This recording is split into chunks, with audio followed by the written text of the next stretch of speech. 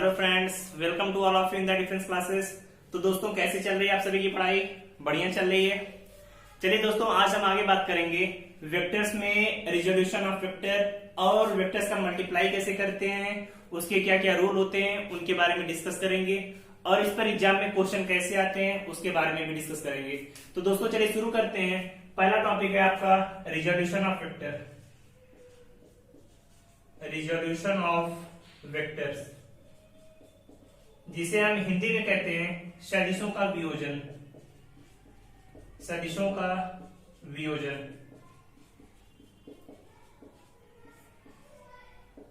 तो दोस्तों, पहले टॉपिक का नाम है रिजोल्यूशन ऑफ वेक्टर। मतलब वेक्टर को हम दो भाग में कैसे तोड़ेंगे।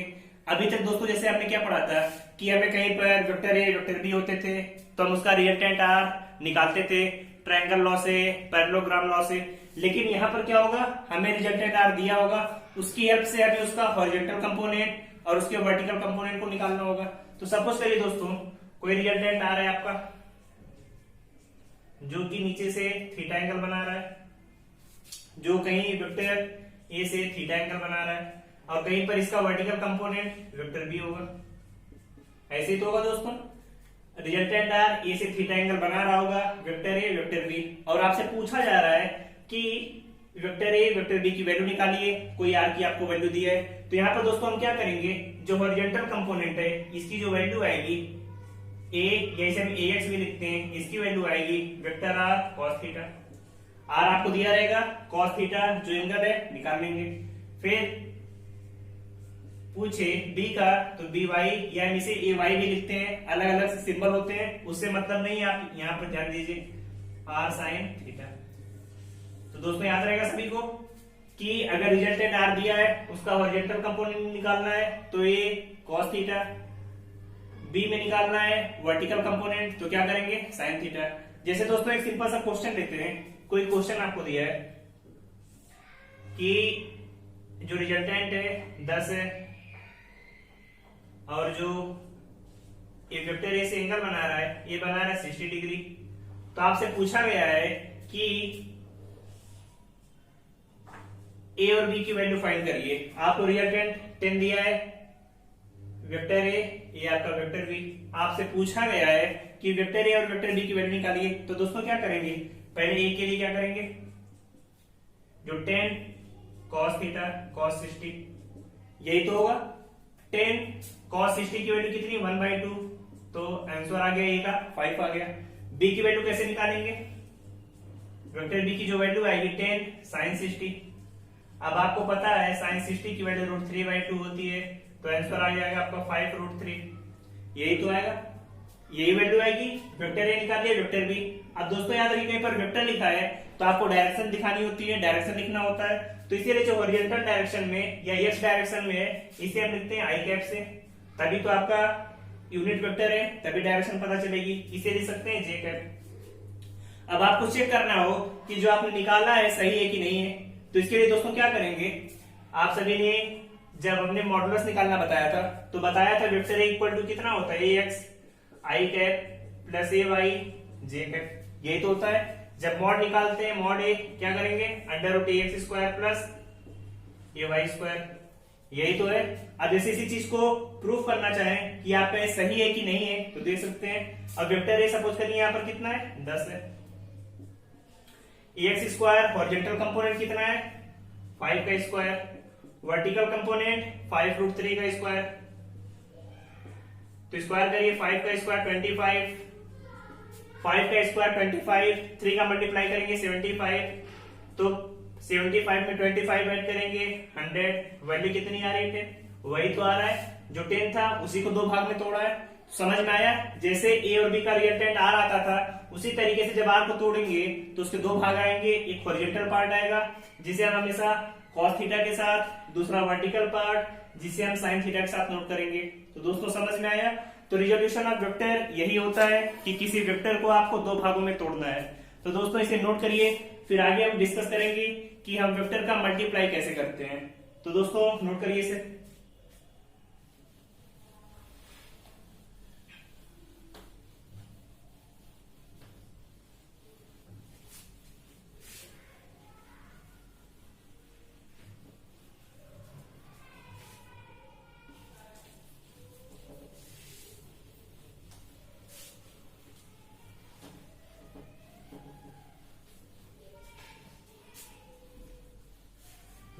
कर लिया सभी ने? चलिए अब हेडिंग डाली सभी, मल्टीप्लीकेशन ऑफ वेक्टर, कि वेक्टर का मल्टीप्लाई कैसे करेंगे, तो नोट करिए सर।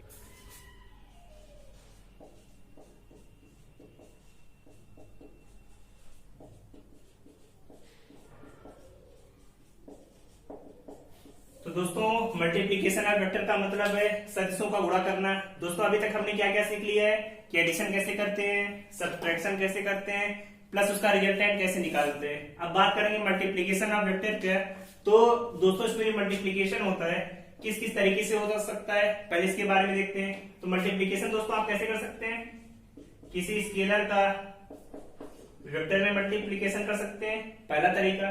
दूसरा, वेक्टर का वेक्टर में मल्टीप्लीकेशन कर सकते हैं। तीसरा तरीका, वेक्टर का वेक्टर में मल्टीप्लीकेशन कर सकते हैं। अब आप सोचेंगे वेक्टर का वेक्टर में मल्टीप्लीकेशन दो बार कैसे है, तो दोस्तों याद रखिए जो एक वेक्टर का वेक्टर में मल्टीप्लीकेशन आता है, मगर जो आपका क्वांटिटी आएगी स्केलर आएगी, तो इसे हम लिखते हैं स्केलर प्रोडक्ट। और यहाँ पर वेक्टर का वेक्टर में मल्टीप्लाई करेंगे तो यहाँ पर वेक्टर क्वांटिटी आएगी जिसे लिखते हैं वेक्टर प्रोडक्ट। तो दोस्तों याद रहेगा सभी को। पहले इसके बारे में बात करें, स्केलर का वेक्टर में मल्टीप्लाई कैसे करेंगे। जैसे कि एग्जांपल देते हैं, कोई एक स्केलर क्वांटिटी 3 ले ली, वेक्टर में multiply 3i cap minus 2j cap plus k cap ले लिया, मल्टीप्लाई करें कितना आएगा, 3 का 3 में 9i cap minus 6j cap plus 3k cap. यही कंडीशन आएगी जब हमने क्या किया, स्केलर का वेक्टर मल्टीप्लाई किया। तो क्या हो रहा है, जब क्वांटिटी मल्टीप्लाई करनी है आई डायरेक्शन में, वाई डायरेक्शन में, जे डायरेक्शन में, जो भी डायरेक्शन है सभी में मल्टीप्लाई हो जाएगा। अब फिर बात करते हैं वेक्टर का वेक्टर में मल्टीप्लाई करें तो स्केलर प्रोडक्ट कैसे आता है, तो इसके बारे में देखते हैं। दोस्तों समझिए, यहाँ पर वेक्टर का वेक्टर में हमने मल्टीप्लाई किया, कोई दो वेक्टर है इनका मल्टीप्लाई किया, और मल्टीप्लाई करने पर क्या आ रहा है, स्केलर क्वांटिटी स्केलर प्रोडक्ट। दोस्तों जो स्केलर प्रोडक्ट आता है इसी को हम डॉट प्रोडक्ट भी कहते हैं, डॉट प्रोडक्ट। और इसे जो लिखते हैं डॉट सिंबल से, याद रहेगा, जो स्केलर प्रोडक्ट इसे डॉट प्रोडक्ट भी कहते हैं और लिखते हैं किससे, डॉट से। फिर जो तीसरा है, किसी वेक्टर का वेक्टर में मल्टीप्लाई करें और जो क्वांटिटी है वो क्या आ रही है, वेक्टर आ रही है, वेक्टर प्रोडक्ट। इसे हम कहते हैं क्रॉस प्रोडक्ट। याद रहेगा सभी को, क्या कहते हैं, क्रॉस प्रोडक्ट, क्रॉस प्रोडक्ट। और इसे लिखते हैं इस सिंबल से। इसे आप मल्टीप्लाई गुणा का सिंबल नहीं कहेंगे, इसे हमेशा बोलेंगे वेक्टर में क्रॉस प्रोडक्ट। कहीं पर वेक्टर ए वेक्टर बी का मल्टीप्लाई है और बीच में सिंबल है तो इसे हम क्या बोलेंगे, cross product, vector A cross vector B. तो दोस्तों अब चलिए हम डिस्कस करेंगे पहले डॉट प्रोडक्ट के बारे में, फिर क्रॉस प्रोडक्ट के बारे में। तो चलिए आप सभी हेडिंग डालिए डॉट प्रोडक्ट।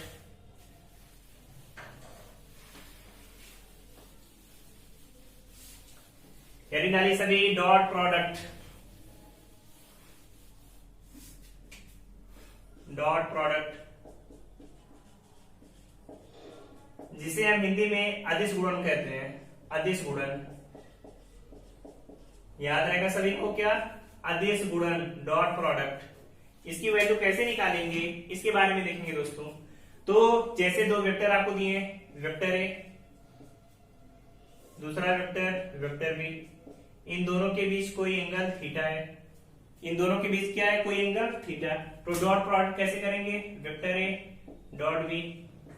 याद रखिएगा जो इसकी वैल्यू आएगी हमेशा mod A mod B cos theta. याद रहेगा सभी को, mod A mod B cos theta. Theta क्या है, angle between vector A and vector B.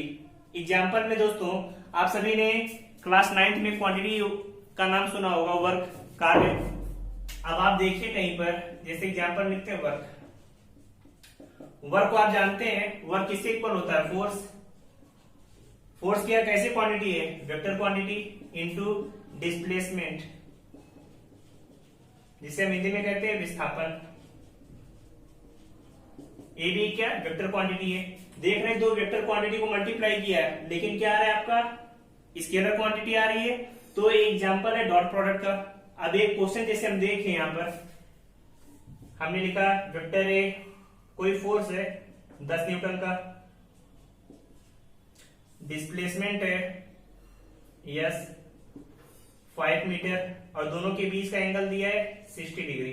तो पूछा जा रहा है यहां पर वर्क कितना होगा, तो आप क्या करेंगे, W इक्वल टू फोर्स कितना है 10 न्यूटन, डिस्प्लेसमेंट 5, अब देख रहे हैं दोनों के बीच का एंगल कितना है 60 डिग्री, तो यहां पर क्या लिखेंगे cos 60, और सभी को पता है कि cos 60 की वैल्यू कितनी आती है 1/2, तो 10 × 5 = 50, 50 में 2 से डिवाइड करेंगे 25 जूल, तो आपका वर्क कितना आया 25 जूल। क्या यहाँ पर कोई डायरेक्शन आपको मिल रही है, नहीं मिल रही है, ऐसा तो आप कहेंगे नहीं कि 25 जूल हमने पूरब दिशा में कार्य किया, 25 जूल हमने किसी और डायरेक्शन ईस्ट में वेस्ट में काम किया, नहीं कहेंगे, इसीलिए तो आपकी क्या है स्केलर क्वांटिटी है। तो दोस्तों याद रखिएगा कभी कि जब डॉट प्रोडक्ट आए तो आपका जो आंसर आएगा उसमें कोई डायरेक्शन नहीं होगी, और जो क्वांटिटी आएगी आपकी वो कैसी होगी, एक स्केलर क्वांटिटी होगी। अब इसकी कुछ प्रॉपर्टी होती हैं जिसके बारे में डिस्कस करते हैं दोस्तों। तो आप सभी बताइए, कहीं पर लिखा है vector A dot vector B, इसको हम vector B dot vector A लिख सकते हैं कि नहीं, ये सही है या गलत है, इसके बारे में आप सभी बताइए कि वेक्टर ए डॉट बी की value vector B dot A के बराबर होगी या नहीं होगी। तो क्या बराबर है या बराबर नहीं है, चलिए चेक कर लेते हैं। जैसे दोस्तों यहीं पर देखिए वेक्टर ए डॉट हमने बी पर गए तो इसकी वैल्यू कितनी लेते थे, ए बी कॉस थीटा, ए से बी में एंगल कितना है थीटा ही तो था।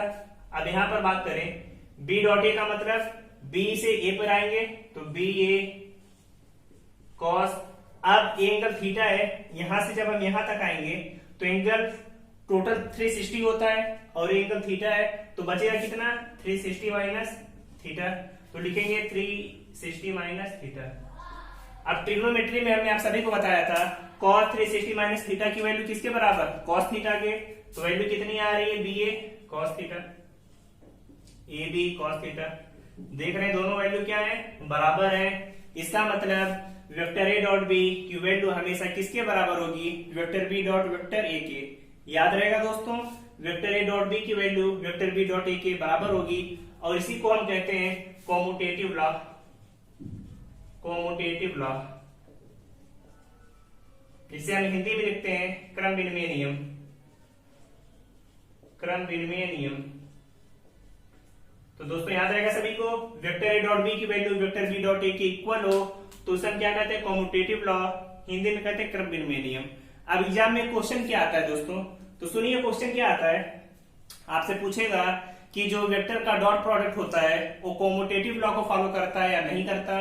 तो आप सभी को पता होना चाहिए कॉम्यूटेटिव लॉ का मतलब क्या है, वेक्टर ए डॉट बी की value vector B dot A के बराबर होनी चाहिए। अगर ऐसा कंडीशन है तो कॉम्यूटेटिव लॉ को फॉलो करेगा। इसका आंसर क्या है कि वेक्टर का डॉट प्रोडक्ट कॉम्यूटेटिव लॉ को फॉलो करता है, तो आंसर याद रहेगा, ये पहली प्रॉपर्टी थी, नोट कर लीजिए इसे। फिर बात करें, यहां पर आप देख रहे हैं वेक्टर ए डॉट बी की value A B cos theta के बराबर है, तो आप जानते हैं कि यदि थीटा बराबर 90 डिग्री हो जाए, 90 डिग्री का मतलब ए और B, vector A vector B दोनों क्या हो जाए परपेंडिकुलर, एंगल कितना हो जाए 90 डिग्री। अगर ऐसा केस हो जाता है तो फिर वेक्टर ए डॉट बी की वैल्यू क्या आएगी, तो आप जानते हैं ए बी कॉस थीटा। अब आपको पता है जब थीटा 90 डिग्री है ए बी कॉस 90, और कॉस 90 की वैल्यू कितनी होती है 0 होती है, तो वेक्टर ए डॉट बी की वैल्यू 0। कभी कभी क्वेश्चन में दिया रहता है कि दो वेक्टर अगर परपेंडिकुलर है तो उनके डॉट प्रोडक्ट का मान कितना होगा, तो देख रहे हैं थीटा बराबर 90 डिग्री का मतलब परपेंडिकुलर, यदि दो वेक्टर परपेंडिकुलर हैं तो उनका डॉट प्रोडक्ट कितना आएगा 0।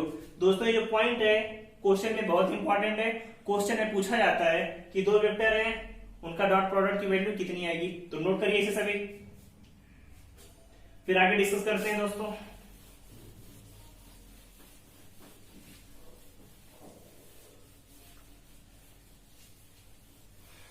नोट कर लिए सभी ने, चलिए अब आगे एक लास्ट पॉइंट इसका नोट कर लीजिए, फिर इसके बाद आपको क्वेश्चन कराएंगे। इसके जो लास्ट पॉइंट है आपका, नोट करिए सभी, ऑर्थोगोनल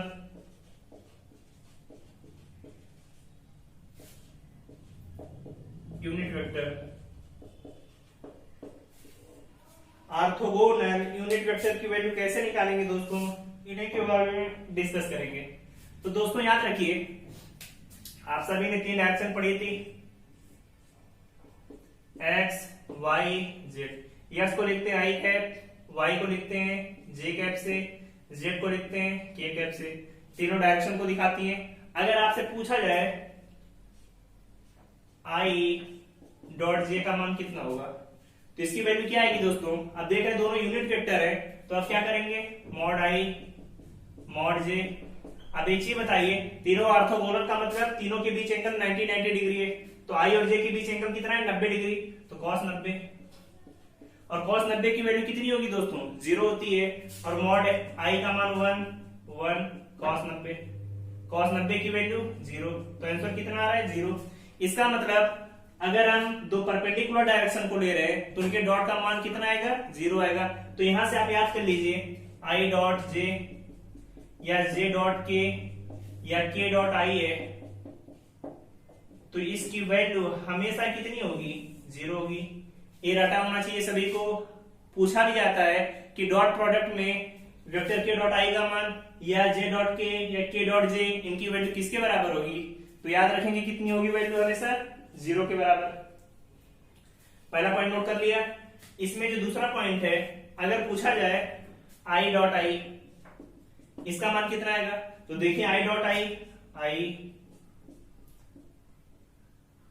आई कॉस। अब देखिए आई का आई के साथ कोण कितना बनेगा, 0 डिग्री होगा हमेशा, cos 0।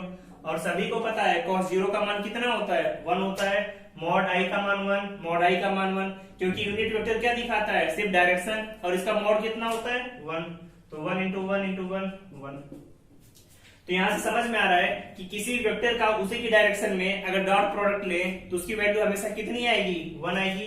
तो यहां से पॉइंट नोट करिए, I dot I J dot J के डॉट के की वैल्यू हमेशा कितनी होगी, 1 होगी। ये पॉइंट आपको रटा होना चाहिए, तभी जाकर आप क्वेश्चन इसके डॉट वाले कर पाएंगे। अब आपको कुछ क्वेश्चन हम देते हैं और आपको सॉल्व करवाते हैं कि इस पर बेस्ड क्वेश्चन कैसे आते हैं, तो इसे नोट करिए।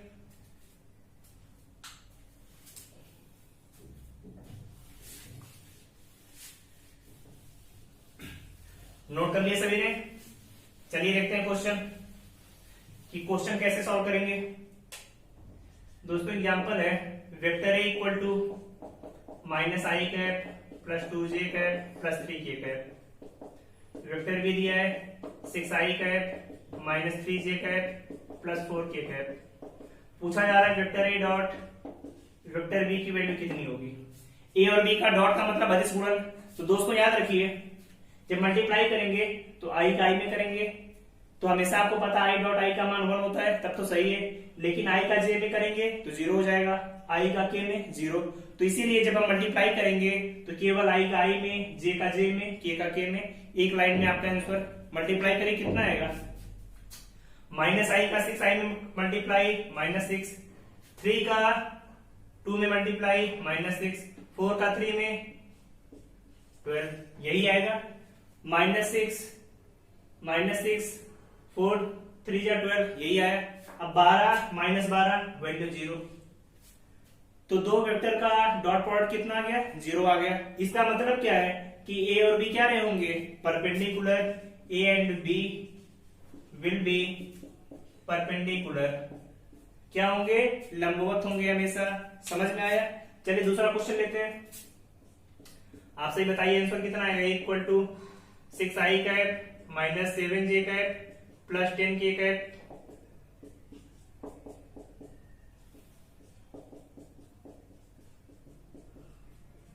इसकी वैल्यू चलिए बताइए, ए डॉट बी की वैल्यू कितनी आएगी,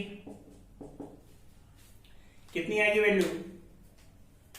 6 का -3 में -18, 7 का 4 में -28, 10 का 2 में -20, यही आएगा। सबको जोड़िए कितना आएगी वैल्यू,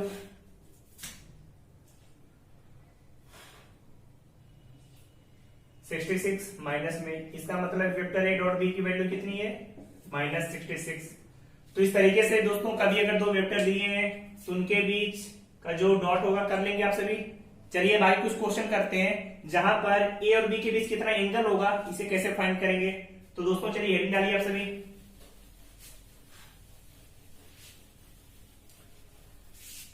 लिखिए सभी, एंगल बिटवीन टू वेक्टर, जिसे हम हिंदी में कहते हैं दो सदिशों के बीच कोण, दो सदिशों के बीच कोण। अब दोस्तों कैसे निकालेंगे, तो याद रखिए अभी आप सभी ने पढ़ा vector A dot vector B equal to mod A mod B cos theta.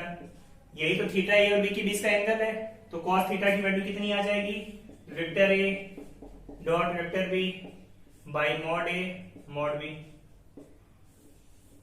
तो दोस्तों कोई अगर आपसे पूछे कि वेक्टर का यूज कहां और कहां पर होता है, तो दोस्तों याद रखिएगा दो वेक्टर के बीच का एंगल निकालने के लिए भी डॉट प्रोडक्ट का हम यूज करते हैं।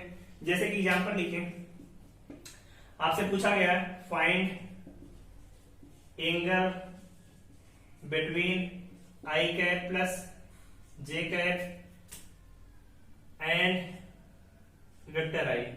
दो वेक्टर लिखे हैं I cap plus J cap और वेक्टर आई, इनके बीच से एंगल पूछा गया, तो एंगल कैसे निकालेंगे।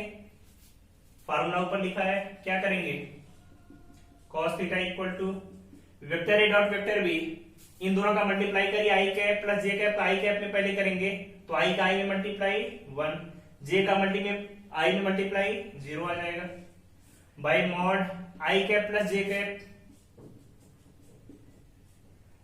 मॉड आई, यही आएगी वैल्यू, ऊपर लिखा है 1।